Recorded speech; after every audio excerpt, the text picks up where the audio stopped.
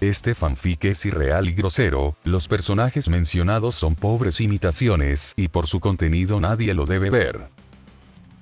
Saludos especiales a los miembros del canal, pero en especial saludos para ti, que decidiste pasar y ver este video. Ustedes son los más perrones. Gracias por su continuo apoyo.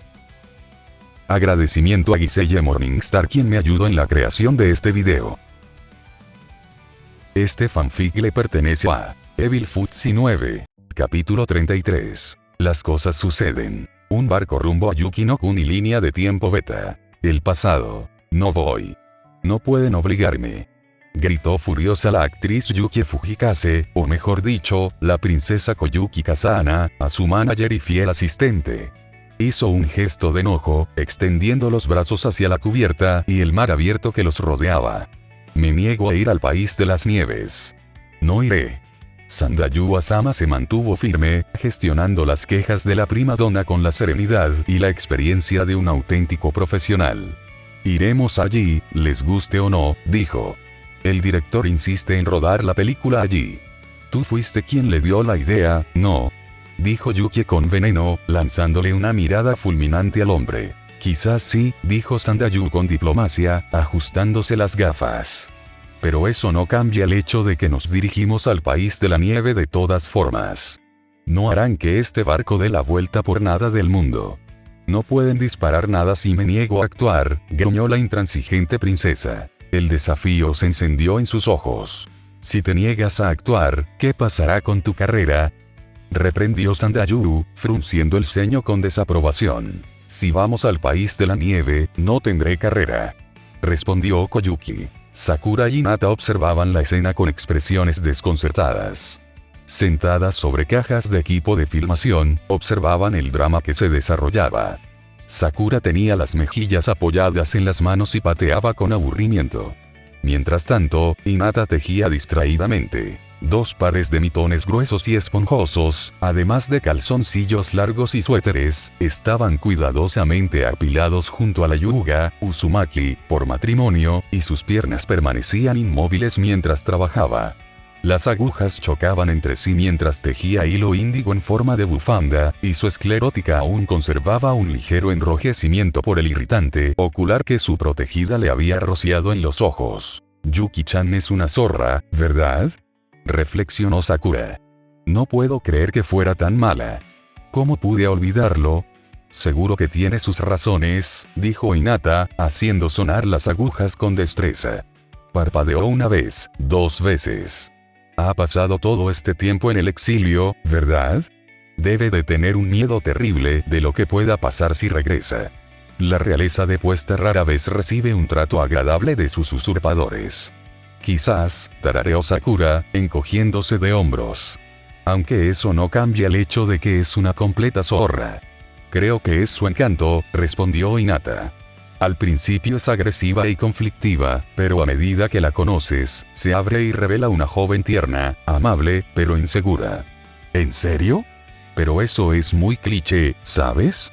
Sakura puso los ojos en blanco.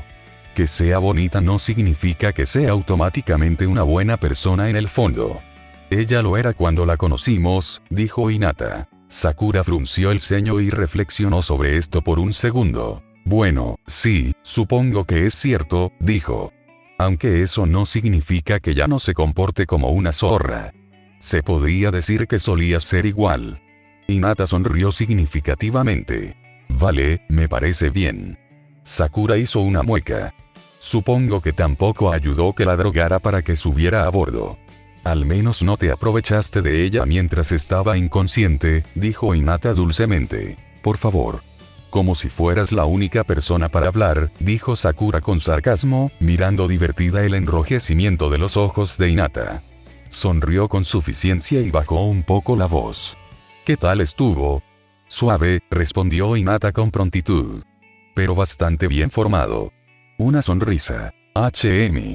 No me digas, susurró Sakura con aire soñador, mirando fijamente hacia el tema de conversación. Soltó una risita con una expresión pervertida que habría quedado perfecta en el rostro de Jiraiya. Hinata negó con la cabeza, aunque estaba sonriendo con indulgencia. Incorregible, suspiró. culpable de los cargos. Sakura rió entre dientes. Ambos se rieron, lo que les valió una mirada extraña de Koyuki. Tumbado boca arriba, Temujin miraba al cielo e intentaba descifrar en qué momento su vida se había convertido en este absurdo carnaval de locura. Irises púrpuras, increíblemente hermosos, bordeaban sus pupilas desenfocadas, mientras ojos vidriosos y apagados contemplaban con desesperación el cielo que continuaba su interminable curso en lo alto, completamente indiferentes a los problemas de las insignificantes criaturas que luchaban y sufrían por esa diminuta mota de polvo. La delgada espada de doble filo de un caballero yacía rota y embotada junto a un trozo de metal retorcido e informe que antaño había sido un escudo plegable, integrado en un elegante brazalete que adornaba su brazo izquierdo. El rubio de pelo largo tenía el labio partido, la nariz rota, un corte sangrante en la línea del cabello y un ojo morado descomunal que arruinaba la simetría de un rostro por lo demás muy bonito. Todo esto fue cortesía del joven salvaje y tatuado que lo había agredido mientras estaba realizando el trabajo de su amo cuyo nombre le estaba costando mucho recordar en ese momento. Con el ceño fruncido, Temujin miró con amargura y de reojo a sus agresores. «No entiendes lo que haces», dijo en voz baja, fulminando con la mirada al que llevaba unas gafas con cristales oscuros y extraños. «Estoy aquí para ayudar a mi amo a hacer, ayudarlo a hacer las paces». Quizás fue el zumbido en los oídos, o las manchas que aún le bailaban en los ojos, pero después de decir esto, Temujin tuvo la sensación de que sus palabras no eran del todo correctas. Pero no le importó la coherencia. Estaba mareado, magullado y furioso. La paz es bonita. Es un objetivo loable, dijo uno de los otros chicos, un rubio de ojos viscos que sorbía ruidosamente fideos de un recipiente extraño. Casi parecía una taza de papel o algo así. Pero mucha gente tiende a abordarla de forma equivocada.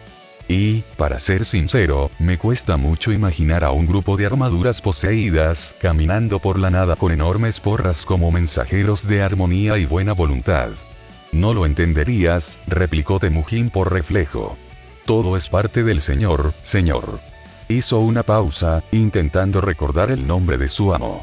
Tras unos segundos, se rindió y dijo con torpeza. El plan de mi señor para que la gente, se apaciguara y todo eso. Creo que le pegaste un poco demasiado fuerte, Kiba, dijo el hombre con gafas, voz incongruentemente profunda y camisa de cuello alto. El bruto de mejillas tatuadas, colmillos prominentes y uñas afiladas, casi como garras, se burló. Llevaba un casco, protestó el joven que aparentemente se llamaba Kiba. Le golpeaste tan fuerte que le rompiste el casco, respondió el de las gafas oscuras. Bah. Se burló Kiba. Apenas le dejé un rasguño. Probablemente es estúpido por naturaleza, Shino. Mira su pelo. Shino arqueó una ceja y miró en silencio desde Temujin hasta su tercer cohorte. Oye. Algunas de las personas más inteligentes que conozco son rubias, dijo el chico que sorbía fideos, mirándolo con desdén. Pero no como este tipo, se burló Kiba. Está prácticamente blanco. ¿Qué hizo? Se empapó la cabeza en lejía hasta que le llegó al cerebro. El pelo de Ino es más o menos del mismo tono, ¿verdad? Y tenía las mejores notas de la clase. Incluso mejores que Sasuke o Sakura. Eso no significa nada, y lo sabes muy bien, Naruto, se burló Kiba. Solo mira a Shikamaru Y. Hizo una pausa, mirando a Naruto un momento, antes de sorber por la nariz y apagarse.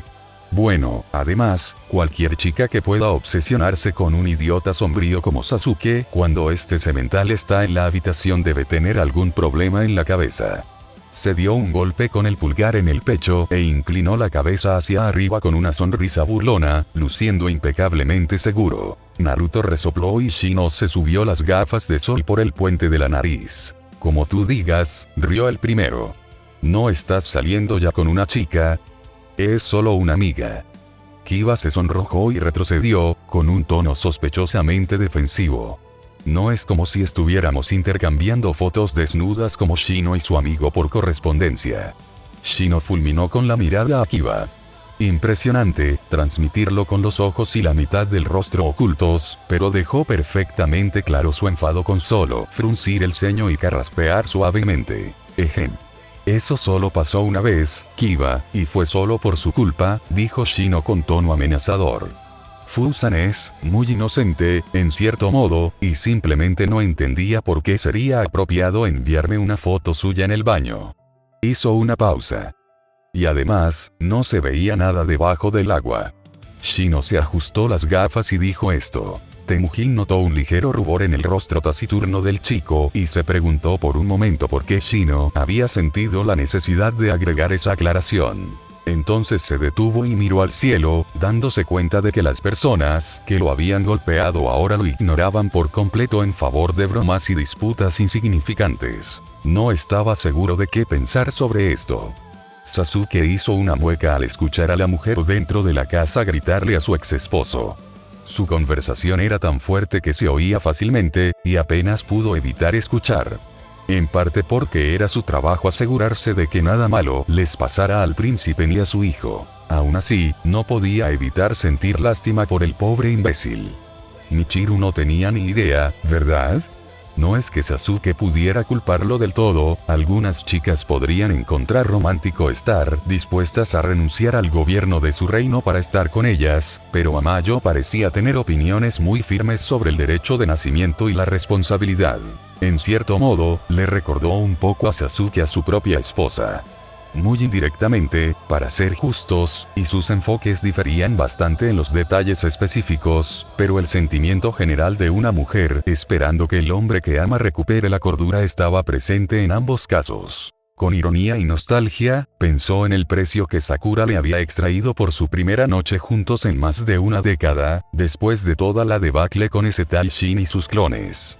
Entra, amigo. Tenemos 11 años de sexo que recuperar, y no voy a dejar que te escabullas hasta que hayas pagado lo que te corresponde por cada noche solitaria. Con intereses. A pesar del peligro en sus palabras, o quizás precisamente por ello, esa noche probablemente había sido la mejor experiencia sexual de sus vidas, y la primera vez que habían usado el Tsukuyomi infinito para diversión conyugal. Ciertamente no sería la última, por supuesto, y en los últimos años habían intentado superar esa noche muchas veces. Aún no lo habían conseguido, pero ciertamente no por falta de intentos. Más fuerte que nunca, Amayo le gritó a su exmarido. Sasuke hizo una mueca. A su lado, Itachi parecía preocupado. Parece que la cosa se va a poner violenta ahí dentro, comentó Itachi, de pie al otro lado de la entrada. Deberíamos intervenir antes de que empeore. Hay un momento y un lugar para que las parejas discutan, y parece que su esposa tiene mucho que decir, dijo Sasuke. Negó con la cabeza. No, a la larga sería mejor que les permitiéramos expresar sus quejas ahora. Por el bien de su relación. Itachi ladeó la cabeza. Lo dices como si fueras un experto en peleas matrimoniales, dijo. No realmente. Mi esposa y yo solo hemos tenido un par de peleas serias a lo largo de los años, pero todas fueron por problemas serios. Sasuke miró a su hermano de reojo. Las circunstancias nos han mantenido separados por largos periodos en el pasado, y esas ausencias naturalmente generaban algún que otro problema. Pero las hemos superado todas, aunque haya costado muchos gritos, muchas cenas caras y mucho sexo de reconciliación. Ya veo, dijo Itachi, sonrojándose y con una expresión de incomodidad evidente. Bueno, ¿te parece bien? Sí. Sí, sin duda lo es, dijo Sasuke distraídamente. Su boca se curvó brevemente en una sonrisa soñadora y miró al cielo. En ese momento, el joven Hikaru salió corriendo por la puerta mientras sus padres gritaban su nombre. Las lágrimas le corrían por los ojos mientras pasaba corriendo junto a Sasuke e Itachi, aparentemente ignorándolos mientras corría por la hierba. Los dos hermanos intercambiaron una mirada. Hablaré con el chico, decidió Itachi, con cierta gratitud por la interrupción. Puedes hablar con sus padres. ¿Te parece justo? No hay problema, respondió Sasuke. Alguien tiene que darles terapia de pareja a esos dos idiotas enamorados. Itachi sonrió. ¿Crees que podrás manejarlo entonces? Los tendré de vuelta y recuperaré el tiempo perdido en 1 hora, dijo Sasuke. 2 como máximo. Tengo mucha experiencia con este tipo de cosas por haber lidiado con Karin y Suigetsu. Te he hablado de ellos, ¿verdad? Ah, los tortolitos beligerantes. Sí, los tienes, dijo Itachi, asintiendo. Parece que eran bastante problemáticos. No tienes ni idea, Sasuke se estremeció. Si no se peleaban a gritos, tenían sexo a gritos. En cualquier caso, siempre cuando intentabas dormir. Más de una vez tuve que convencer a Sakura para que no los asesinara a la 1 de la mañana, durante su embarazo. Una pausa. Esa es una imagen mental interesante, comentó Itachi, haciendo una débil mueca.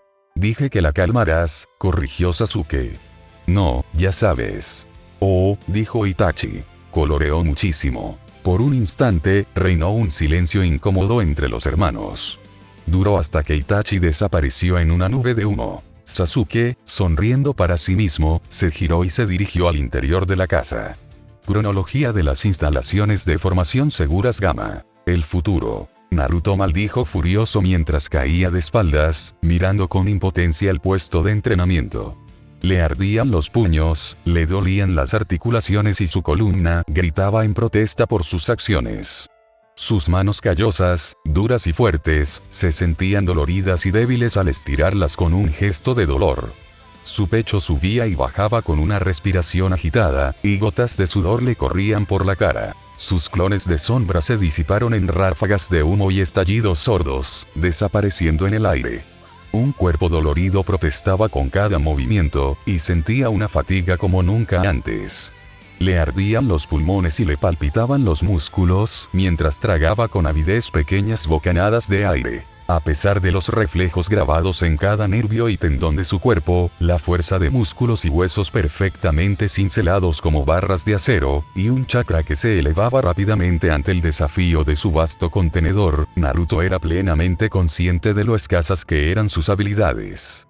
Tras desvanecerse la euforía de saber que se había convertido en Hokage, comprendió con seriedad lo lejos que estaba de estar a la altura de la realidad. Había desafiado a un Kiba adulto con perilla a un combate de entrenamiento. Y perdido. Miserablemente. Ni siquiera había conseguido un solo golpe.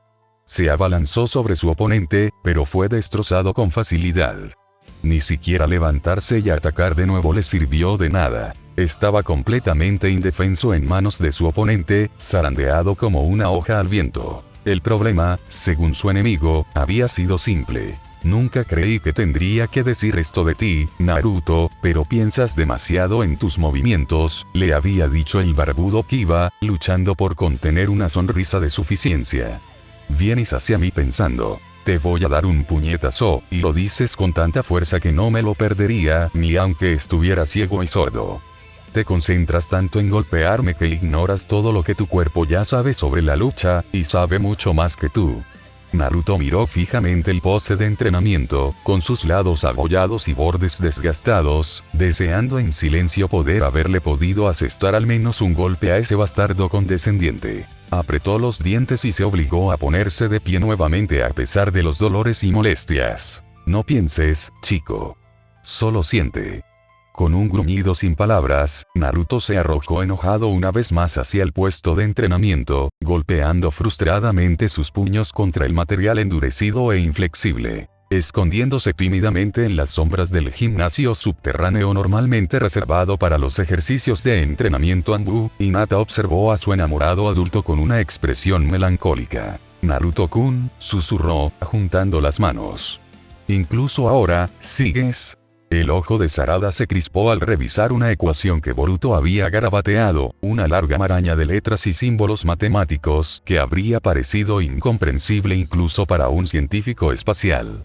Intentó concentrarse en analizar la fórmula y calcular si se ajustaría a su último enfoque, comprobando el trabajo de su novio para asegurarse de que todo fuera matemáticamente, si no teóricamente, correcto. Boruto, encorvado sobre una mesa repleta de notas, cálculos, bocetos de fórmulas de jutsu y datos experimentales de sus intentos fallidos, garabateaba febrilmente lo que parecía una fórmula descabellada para un sello que probablemente no resolvería nada, pero que al menos podría darles un poco más de información. Su rostro estaba contraído en una expresión de concentración, y sus ojos perforaban el papel con una mirada intensa mientras trabajaba. En otras circunstancias, el corazón de Sarada se habría acelerado al ver a Boruto tan concentrado, pero el hormigueo en la nuca le recordó a la otra persona en la habitación.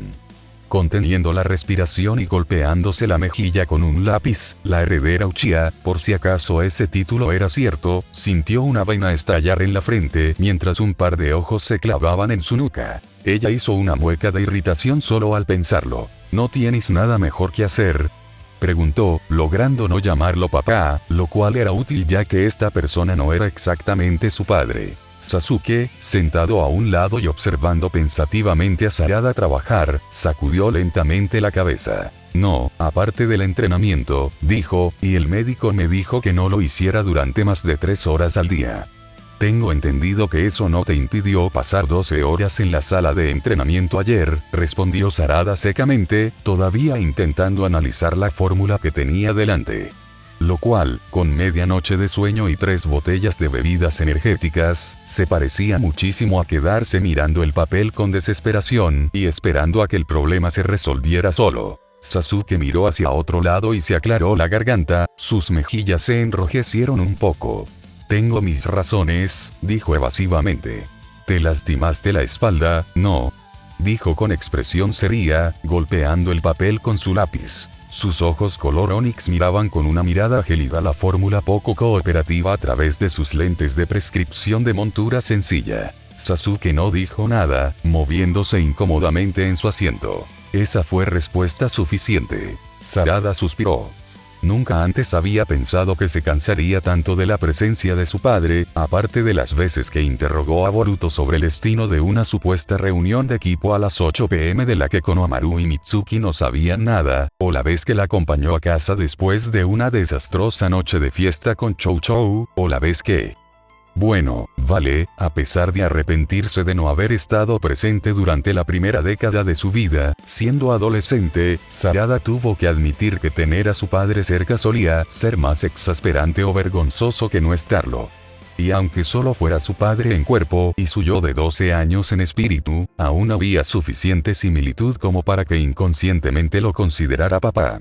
Lo cual hizo que muchas cosas fueran demasiado confusas. Gimiendo y apretando los ojos mientras la escritura en el papel parecía transformarse en garabatos ilógicos, Sarada ejecutó una maniobra de Hadesque impecable. Los Hokage eran una entidad política importante en el mundo ninja, no solo como 5 de los shinobi más poderosos del mundo, sino también como pilares respetados y admirados de sus respectivas comunidades. En sus aldeas natales, eran queridos héroes de guerra, soldados y líderes que se habían erigido por encima del resto para erigirse como símbolos inconfundibles de los valores que los shinobi apreciaban. Pero lo más importante era que todos eran políticos. Burócratas. La destreza en combate y un historial de misiones impresionante eran requisitos previos, y muchos de los que consideraban al Kage valoraban más la fuerza que la sabiduría. Sin embargo, en general, las habilidades más importantes y necesarias para estas figuras eran la gestión, la delegación y la comunicación. El liderazgo no era fácil. Ya fuera una cualidad innata o una habilidad que se adquiría con la práctica, los Hokage eran líderes de sus aldeas y de la Unión Shinobi en su conjunto.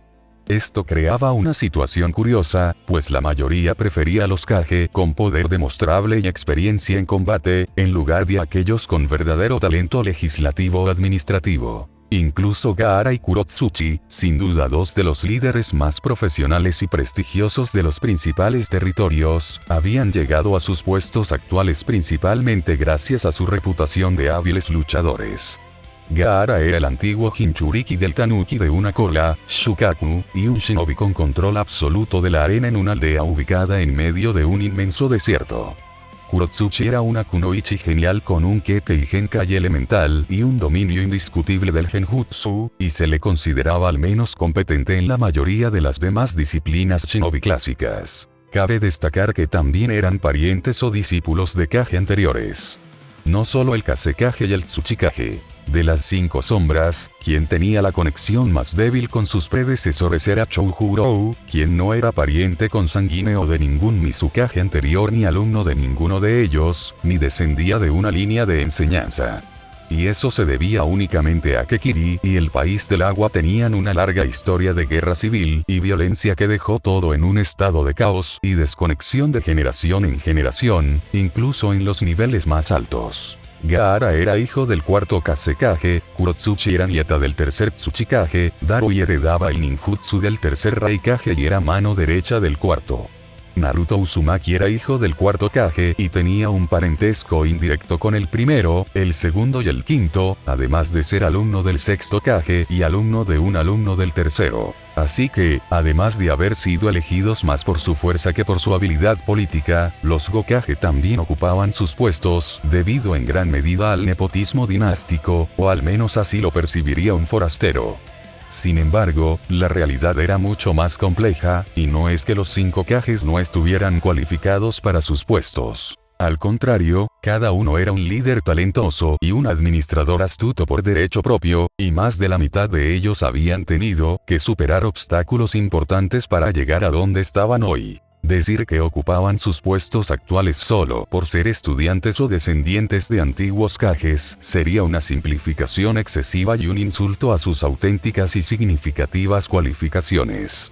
Honestamente, eran buenos en lo que hacían, aunque gran parte de su destreza burocrática y legislativa la adquirieron en su experiencia laboral. Además, como ya se mencionó, eran increíblemente queridos y venerados en sus pueblos de origen. Ya fuera Darui, con su interminable lista de condecoraciones militares y menciones a la valentía, un líder de hombres y mujeres que habían luchado en innumerables batallas con un historial impecable. O Kurotsuchi, quien introdujo una valiosa legislación en los años posteriores a la guerra y promulgó iniciativas muy populares para fertilizar y cultivar las tierras rocosas yermas alrededor de Iwa, utilizando Toton y Suiton ninjutsu para hacer la tierra cultivable, y la ceniza volcánica de Sukeke y Genkai para hacerla fértil y rentable. Eran los campeones del pueblo y los favoritos de la prensa. En la era de los medios de comunicación y la creciente relevancia política y económica de una alianza shinobi estable y unificada, donde gran parte de la explosiva innovación tecnológica que se disfrutaba en todo el continente tenía su origen en investigaciones financiadas y llevadas a cabo en las principales aldeas ocultas. Investigaciones que rápidamente dieron origen a posibilidades hasta entonces inimaginables, cuando una pequeña decisión de los Hokage, tomada como gesto de buena fe, permitió que este conocimiento se compartiera entre sus aldeas. Prácticamente todos sabían quiénes eran los Kage. Una generación antes, la mayoría de los civiles fuera de las aldeas ocultas desconocían prácticamente todo sobre Shinobi. Nombres como Madara Uchiha o Hashirama Senju habrían provocado miradas vacías en el comerciante o granjero promedio, y si siquiera sabían qué eran los Kage o las aldeas ocultas, era mucho más que la mayoría de la gente.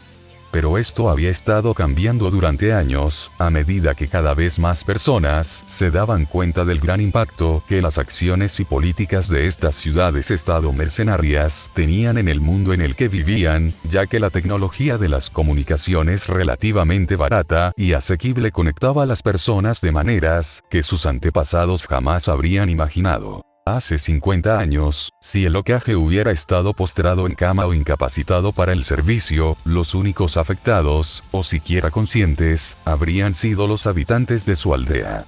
E incluso entonces, solo si hubieran estado al tanto. Se habría ocultado al máximo, y habría sido muy difícil que la noticia se filtrara. Pero en un mundo con comunicaciones portátiles de larga distancia, redes sociales en línea y un interés constante por los asuntos de los que están en la cima, incluso si los detalles exactos nunca se revelaran, sería casi imposible ocultar la verdad por completo. Y no hace falta decir que los otros Hokage naturalmente estaban preocupados al descubrir que el señor sexto, Kakashi, estaba de regreso en el cargo como Hokage interino sin información sobre Naruto, además de una vaga declaración sobre crisis nerviosas. Gaara, al enterarse de esto, contactó a su hermana Temari para preguntar por el séptimo señor. Naruto era un gran amigo y camarada del Kazekage, hasta el punto de que existía una subcultura considerable de fans del yaoi en la hoja y la arena, cuyo principal interés era una hipotética, o muy real, como insistían algunos fans acérrimos, relación sexual entre el séptimo Hokage y el quinto Kazekage. 75, se llamaban a sí mismos Pero dejando de lado la fascinante proliferación de fanart, doujinshi y fanfiction de Naruga entre las kunoichi de Tsunade y Konoha, Gaara estaba naturalmente muy preocupado por su amigo. Y no alivió sus inquietudes cuando Temari pasó varios minutos discutiendo y evadiendo la pregunta antes de admitir finalmente que había jurado guardar el secreto y, por lo tanto, no podía contarle nada a nadie que no lo supiera ya. Ni siquiera a su hermanito, le había dicho. Esto solo hizo que Gaara se preocupara más y sintiera más curiosidad. Así que intentó llamar al celular de Naruto. No hubo respuesta. Luego, cada vez más perturbado, llamó al teléfono de casa de Uzumaki. Esta vez contestó, pero fue la hija de 11 años del Hokage quien contestó, y dijo que no sabía nada concreto sobre lo que les había sucedido a sus padres, salvo que se comportaban de forma extraña y que no estaban en condiciones de cumplir con su deber. También afirmó que su abuelo la estaba cuidando, mientras su hermano y Sarada intentaban arreglar a sus padres. Fue una elección de palabras muy interesante escuchar de un niño tan astuto y perceptivo como Imawari Uzumaki. Gaara intentó entonces llamar a Boruto. Tuvo que consultar con una secretaria para conseguir el número de celular del joven, y encontrarlo le tomó varios minutos, tiempo de sobra para preocuparse, inquietarse, intentar calmarse y decirse que probablemente no era nada y que todo estaría bien, solo para pensar en nuevas y terribles posibilidades y hundirse aún más en una ansiedad apenas disimulada y al borde del pánico. A pesar de su expresión estoica, cuando Gaara finalmente pudo llamar al joven Boruto, se sentía hecho un manojo de nervios. Ni siquiera una foto y un mensaje de texto de Shijima, privados y solo para él, lograron aliviar los crecientes temores del Kazekage. Aunque eso lo hizo sentir un poco más ansioso por terminar esto y llegar a casa lo antes posible, cuando el hijo del Hokage respondió, después de 2 timbres, fue con un seco y brusco sí. Intentando ser paciente y sonar lo más tranquilo y profesional posible, Gaara preguntó por el estado del padre del niño. Boruto murmuró una maldición en respuesta, uno que Gaara apenas entendió, antes de decir con cansancio que estaba trabajando en ello. Cuando Gaara preguntó en qué estaba trabajando específicamente Boruto, el chico maldijo de nuevo, esta vez de forma bastante audible, y luego la llamada fue interrumpida repentina y bastante sospechosamente por una fuerte explosión de estática, justo antes de desconectarse. Los intentos posteriores de devolver la llamada no obtuvieron respuesta alguna. Tras esto, Gaara respiró hondo y sacó del último cajón de su escritorio un desgastado ejemplar de Icha Icha Politics, firmado por Naruto y Hinata. Cerrando la puerta de su oficina, Gaara se dirigió a su sección favorita, donde el pelirrojo y privado de sueño líder de Pohona disfrutaba de un trío con su media hermana y su esposa, ambas secretarías, mientras su mejor amiga y objeto de un amor prohibido, la rubia y de ojos azules líder de Onoha, observaba junto a su bella y liberal esposa. Una vez que Gaara había quemado algo de su frustración y se había tranquilizado, se tomó un momento para ir al baño y lavarse las manos antes de llamar a uno de sus compañeros Kage. Iba a llegar al fondo de esto. Capítulo 34. Diversión cinematográfica. Línea de tiempo de Konoha. Gama. El futuro. Mi hermano me llamó al trabajo esta mañana. Temari Nara le dijo esto a su esposo mientras este le pasaba una taza de té, con un tono soso y directo. Estaban sentados uno frente al otro en una mesa en la esquina de la cafetería para empleados, en el edificio de servicio detrás de la Torre Hokage. Las paredes sombrías y los suelos de baldosas lisas estaban iluminados por el zumbido de las luces fluorescentes, mientras que un puñado de ninjas administrativos, secretarías y guardias fuera de servicio comían platos insípidos y sin sabor que apenas se parecían a la cocina de verdad. No era la primera opción de nadie comer allí, pero no todos tenían el tiempo ni la energía para preparar bento todos los días, y a menos que uno tuviera un cónyuge, un amante o un amigo que los preparara, era natural que a veces pareciera más fácil simplemente tragarse el orgullo y devorar una comida barata patrocinada por el gobierno que pasar por la molestia en la mañana o la noche anterior. Shikamaru tenía suerte de que a su esposa no le importara prepararle bento, siempre y cuando se tomara el almuerzo libre para comer con ella. Temari no era hogareña por naturaleza, ni la mejor cocinera de sus hermanos, esa distinción le correspondía a Kankuro, pero también sabía lo perezoso que podía ser su esposo y no le importaba negociar acuerdos como este. Si ella le preparaba el almuerzo, tenía que escucharla mientras comía. O mantener una conversación formal si quería algún postre. Y, para ser justos, él solía pagar el té, aunque solía estar tibio y aguado. Tras casi 20 años de matrimonio, esta era una rutina bien arraigada. Temari ya no participaba en tantas misiones, aunque sin duda seguía entrenando y manteniéndose en forma para el combate. Muchas kunoichi con hijos tendían a aceptar gradualmente funciones burocráticas o administrativas menos exigentes físicamente, si es que se mantenían en servicio activo. Quizás hasta un tercio no lo hacía, prefiriendo dedicarse a la crianza o cuidado de niños a tiempo completo. Era tanto una cuestión de gastos como de preferencias.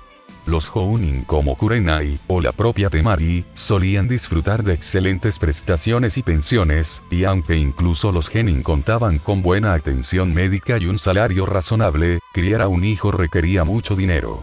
Un Hounin podía permitirse prácticamente jubilarse incluso siendo madre soltera, mientras que un Chunin podía aceptar un trabajo administrativo o realizar alguna misión ocasional, y los Genin solían continuar realizando trabajos de rango D mientras pudieran hacerlo físicamente. Existían políticas y programas para aliviar las cargas financieras y hacer asequible el cuidado infantil, pero a mucha gente le gustaba tener cierto margen de maniobra financiera, y los shinobi solían enorgullecerse de poder mantenerse a sí mismos. En teoría, era posible criar a un hijo únicamente con la asistencia social, las prestaciones gubernamentales o una exigua pensión genin, pero probablemente no era muy cómodo. Por supuesto, tampoco era fácil para el pueblo costear una mejor atención médica sin tener impuestos a un cierto nivel, y a casi nadie le gustaba pagar impuestos. Sugerir un aumento en los impuestos sobre la renta o las ventas equivaldría a un suicidio político para el legislador menos astuto. Se necesitaba mucho carisma, elocuencia y argumentos convincentes para que la gente aceptara incluso un aumento marginal de impuestos, y mucho menos uno significativo. Y luego, por supuesto, cualquier cambio que se aprobara tendría que integrarse en la burocracia, lo que era una pesadilla en sí misma, y algo que muy pocas almas eran lo suficientemente valientes, locas o aburridas como para atreverse, y hablando de eso, realmente debería verificar el progreso de eso. Shikamaru parpadeó, procesando finalmente lo que su esposa había dicho un par de segundos antes. A veces era difícil sacar su cerebro del modo trabajo, especialmente cuando sabía que de todos modos tendría que volver a cambiarlo relativamente pronto, pero Temari era una mujer formidable y una persona a la que no le gustaba que la ignoraran. Lentamente, el asesor del Hokage arqueó una ceja. ¿La llamada fue un asunto familiar o político?, preguntó cuidadosamente. Temari puso los ojos en blanco. Personal, dijo. Estaba preguntando por Naruto. Mierda. Shikamaru hizo una mueca, y no solo porque el té de la cafetería fuera una porquería barata y desagradable. Así que era Gaara, ¿verdad? No, Kankuro, dijo Temari. Claro que fue Gaara. Ya veo, dijo Shikamaru. Asintió, entendiendo, mientras miraba los restos de su taza de té. Espero que no le hayas dicho nada, le dirigió a Temari una mirada de preocupación y cansancio. Este lío no había sido fácil para él. Ella resopló, poco impresionada. No lo hice, le aseguró Temari con amabilidad a su esposo. Aunque creo que debería haberlo hecho. O sea, sinceramente, ¿qué pasó con la transparencia y la cooperación internacional? Este es el tipo de cosas que deberían contarle a la Unión Shinobi, aunque solo sea para que nos cubran mientras solucionamos el problema. Ya hablamos de esto, suspiró Shikamaru.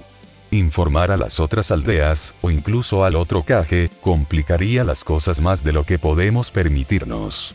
Si quieres saber mi opinión, ya tenemos demasiada gente al tanto. Temari puso los ojos en blanco una vez más. Qué buena retórica, dijo arrastrando las palabras. Pero en realidad solo se trata de salvar las apariencias, ¿no? Sería un inconveniente que mucha gente se enterara de este desastre, admitió Shikamaru, encogiéndose de hombros con impotencia. Boruto y Sarada son prácticamente la cara de la próxima generación de Konoha. Si pierden credibilidad, la aldea entera también. Es por eso que los enviaste a la ciudad con esos carteles, ¿eh? Bueno, no especificó exactamente con qué tipo de Kinjutsu se metieron, se defendió tímidamente Shikamaru, mirando hacia otro lado y tosiendo en su puño. Un ritmo. Dejaste que Boruto viera el pergamino prohibido, ¿verdad? Adivinó Temari, lo que hizo que su esposo se estremeciera y se tensara. Solo de ahí pudo haber obtenido un jutsu como ese, y tú y Naruto son los únicos que pudieron haberlo autorizado. La cara de Shikamaru se enrojeció y miró fijamente el fondo de su taza. Temari podría haber encontrado su expresión un poco linda en otra situación. Fue un lapsus momentáneo de juicio, eso es todo, murmuró, una defensa débil como ambos reconocieron. Claro, dijo Temari arrastrando las palabras. Como cuando solo fue un lapsus momentáneo, cuando intentaste cometer un asesinato en un país lejano, con solo 2 Anbu apoyándote, y sin molestarte en informarme a mí, a tus amigos ni a nadie de la Unión Shinobi. Me niego a dignificar eso con una respuesta. Temari suspiró y negó con la cabeza. Como sea, me da igual, dijo con desdén, cambiando de táctica. Siéntete libre de mantener al otro Kage al margen si quieres, pero no esperes que les mienta a mis hermanos. Al menos, no sin una razón mejor que la que me has dado. Hubo un momento de silencio significativo entre ellos. ¿Y si no se me ocurre ninguno? Se preguntó Shikamaru en voz alta. Una sonrisa burlona se dibujó en la boca de Temari, y sus ojos brillaron con picardía. Se inclinó sobre la mesa, mirando directamente a los ojos de su esposo, y susurró con voz ronca. Entonces será mejor que hagas que valga la pena. Shikamaru la miró a los ojos y sonrió torcidamente, entendiendo a qué se refería. ¿Dónde quieres que haga las reservas? ¿Y para cuándo? Sorpréndeme, dijo Temari, encogiéndose de hombros. Ya sea una cena a la luz de las velas, una noche de hotel o un fin de semana en un onsen, me da igual, siempre que sea romántico. Luego se reclinó y se sentó en su silla como si nada hubiera sucedido, sin ninguna señal de su plan aparte de un atisbo de sonrisa levemente tímida. Shikamaru se rió. Mujer problemática. Línea de tiempo de la frontera de la Tierra de la Nieve Beta. El pasado. Sakura esquivó perezosamente un torpe puñetazo del ninja de la nieve más grande, con expresión de aburrimiento. Sus movimientos eran fluidos y rápidos, y sus nudillos brillaban levemente mientras apretaba el puño y concentraba su chakra. Grande, tonto y feo, dijo, asestando un golpe con fuerza bruta en el estómago del tipo. La armadura se quebró con el impacto de su puño, y fragmentos de metal y cristal salieron volando. Las extremidades, gruesas y pesadas, se extendieron mientras los ojos, pequeños y brillantes, se desorbitaban. Grietas finas se extendían por el abdomen de un traje de tecnología de chakra, y un peso considerable pendía de los nudillos de Sakura. Por un momento, el tiempo pareció ralentizarse. Crujido. Entonces la armadura se hizo añicos, un puño compacto continuó clavándose en un vientre desprotegido, y el grandullón escupió una repugnante mezcla de sangre y saliva. Un patético gemido, entre arcadas y jadeos, escapó de su boca antes de que sus ojos se pusieran en blanco y su cuerpo quedara inerte. Cayó del puño de Sakura a la nieve, con un golpe sordo. Su expresión se congeló en una máscara de sorpresa. En otra parte del glaciar, Hinata corría en círculos alrededor de la única oponente femenina, zigzagueando y girando entre ataques frenéticos, esquivando y desorientando con gracia a su contrincante. Su Byakugan estaba activo, dándole a la muchacha un aspecto feroz y ligeramente inhumano, y apenas ayudaba que sus labios estuvieran fruncidos en una mueca severa. Kunoichi obligada, añadió, acercándose desde detrás de su mareada enemiga. Los brazos se desvanecieron mientras sus manos se extendían, clavando sus dedos en la espalda de la violeta. La placa metálica y el compuesto se deshicieron ante los ojos omniscientes del clan Hyuga, y ráfagas de chakra se desviaron hacia las fallas estructurales, puntos técnicos débiles en los mecanismos de absorción experimentales alrededor de los cuales se había construido la armadura. Estas aberturas no eran más grandes que el ojo de una aguja en su punto más grande, y muy pocas personas podrían haber tenido la perspicacia para detectarlas, y mucho menos la precisión y el control necesarios para explotarlas. Hinata era una de esas personas. Fubuki, con su armadura de placas, parpadeó con incredulidad, asimilando lentamente lo que acababa de ocurrir. Al darse cuenta de que el enemigo estaba tras ella, comenzó a girarse lo más rápido posible, levantando un brazo como si se preparara para asestar un golpe de represalia. Pero entonces se tambaleó y se tambaleó. Su brazo cayó inerte a un lado antes de haber dado la vuelta completa, y puso los ojos en blanco. Tropezó y cayó a mitad de la rotación, desplomándose sin vida sobre la nieve y el hielo. Hinata dejó escapar un suspiro controlado, de pie sobre su oponente en una postura de puño suave y perfecta. Miró a Sakura y le ofreció una sonrisa. Luego se giraron para enfrentarse al tercer combatiente enemigo. Y la bonita, dijeron juntos, sin parecer impresionados en absoluto. Nadare Rouga, que se encontraba de pie sobre los dos en un afloramiento helado, miró las formas insensibles de sus aliados y adoptó un fascinante tono púrpura. «¿Qué demonios?», murmuró, con los ojos abiertos por un horror incrédulo. «Es un patrón extrañamente común, ¿verdad?», dijo Sakura en voz baja. «Hombre grande, chico guapo y chica. Parece que nos topamos con muchos enemigos que se organizan así. De hecho, es una tendencia curiosamente omnipresente», coincidió Hinata. «Como cuando los escuadrones genin casi siempre parecen tener una proporción de 2:1 entre chicos y chicas». Bueno, eso es solo material para un triángulo amoroso», dijo Sakura con un brillo travieso en los ojos. «O para tríos en ciernes». Hinata se rió. «Ay, por favor», dijo. «Eres realmente incorregible, Sakura. ¿Qué diría tu hija si te oyera hablar así?». «¿Qué diría tu hija?», replicó Sakura con despreocupación. «Sarada sabe cómo soy. Probablemente solo haría una mueca y fingiría no haber oído nada». «Himawari es un ángel inmaculado», dijo Hinata con recato, con los ojos brillantes. «Y mataré a cualquiera que intente corromperla».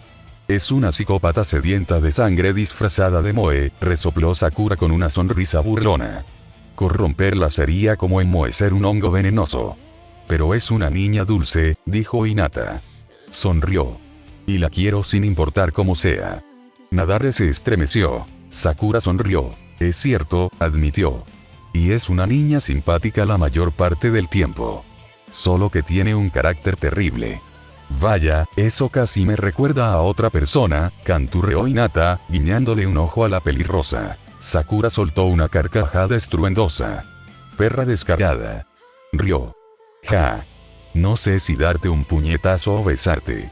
Esto último podría resultar una distracción útil», comentó Hinata.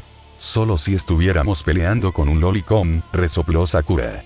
«Y sí, bueno, es bastante mono. Para ser más joven, al menos». «Él también es el enemigo», dijo Hinata. «No importa lo guapo que sea». «Bueno, claro. O sea, sí, palidece al lado de Sasuke», dijo Sakura. «Pero ¿quién dice que no podemos darle una paliza y conquistarlo?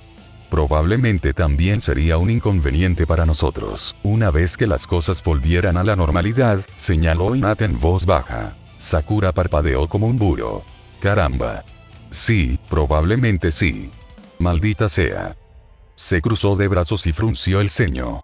«Bueno, supongo que no nos queda más remedio que darle una paliza». Nadare espetó. «Maldita sea.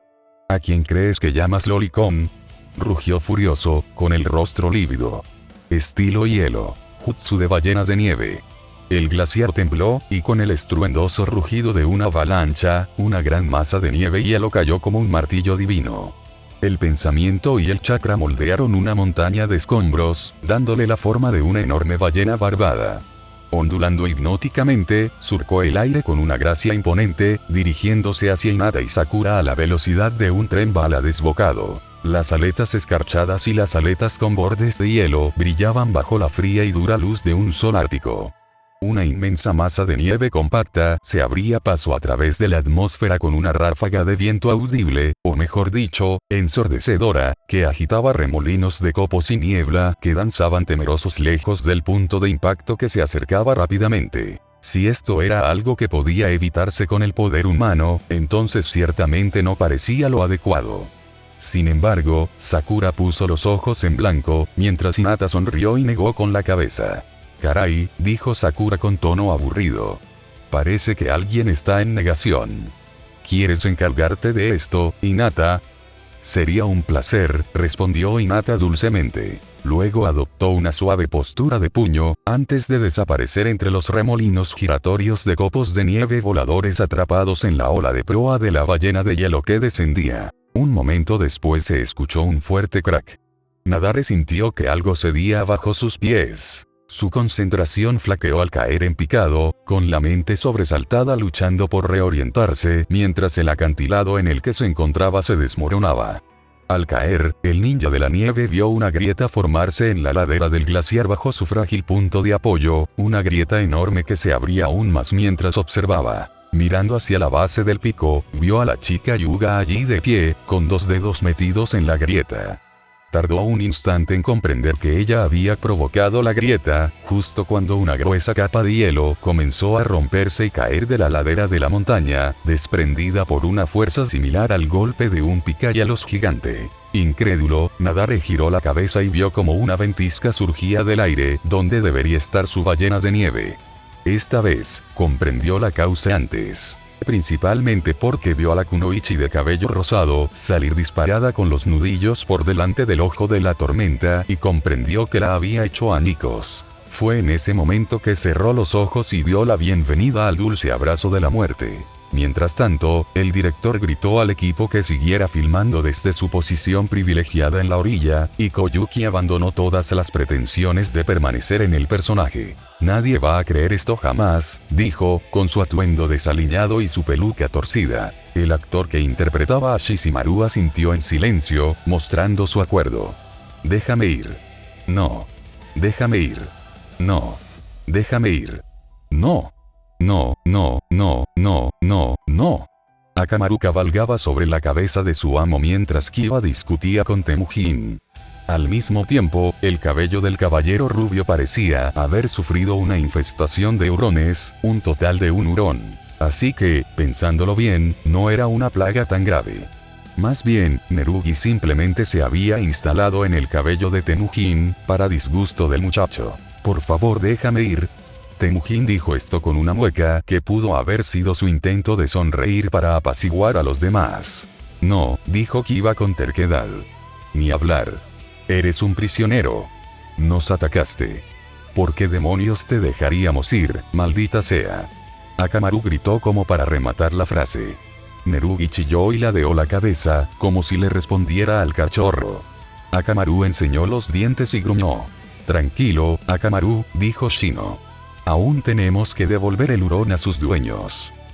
Dijo Naruto de repente. Me pregunto cómo lo perdieron. Es decir, ¿por qué desapareció para empezar? Es un hurón, dijo Kiba. No es muy listo, ¿verdad?